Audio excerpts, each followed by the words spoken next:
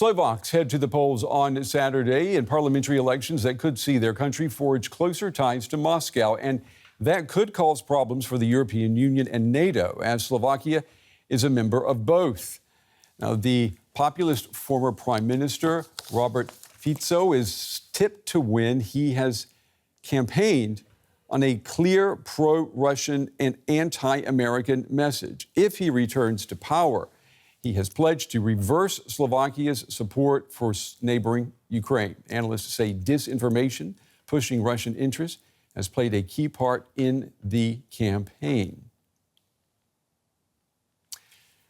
Well, joining me here at the big table now is Olaf Bunke. He's the Berlin director at Rasmussen Global and is a senior advisor at the Alliance for Democracies, which aims to help countries fight disinformation. Yeah, I know you got a lot of work to do right now. It's good to have you here in the studio with us. How worried are you about this, him possibly winning and then possibly doing what he's promised to do, and that is to change alliances? So usually you would say Slovakia is such a small country in the EU, so the result of that election doesn't matter so far. But as you pointed out, it is quite worrisome because he could kick off a dynamic within the EU, so which is already debating a lot amongst itself, and then plus with Viktor Orban, of course, so how support by the EU for Ukraine and for more transatlantic cooperation could look like. So if we have another one like Orban, this doesn't make it easier. And is his popularity, at whatever level it is, but I mean, it's not insignificant, is it made possible by disinformation?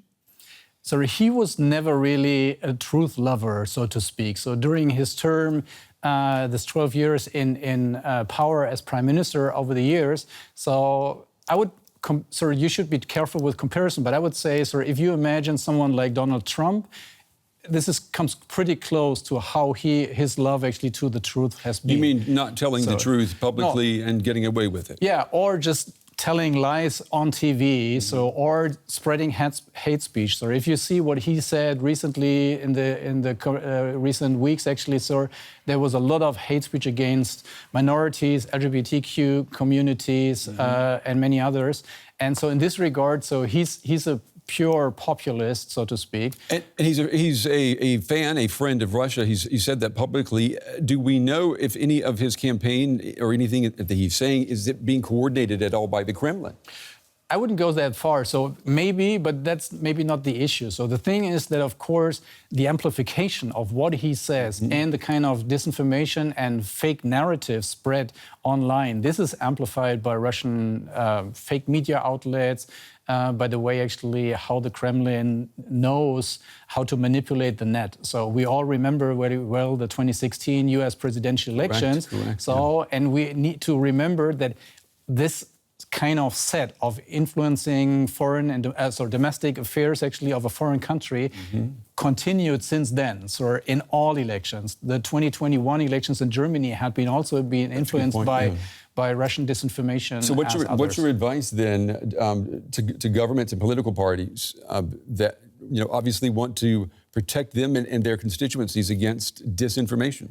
So a lot of stuff is going on, unfortunately. So governments woke up since the 2016 election. So the EU is doing a lot. So the Digital Services Act, for instance, is a major part by the EU, also to protect the upcoming European elections in 2024. And of course, a win by Fico in this election is kind of a test case also for the EU and also for the Polish elections 2 weeks later. So therefore, we're opening election season. That's right. And lots of litmus tests about to be applied, that's for sure. Olaf Bunke, Mr. Bunke, it's good to see you again. We appreciate you coming in. Thank you.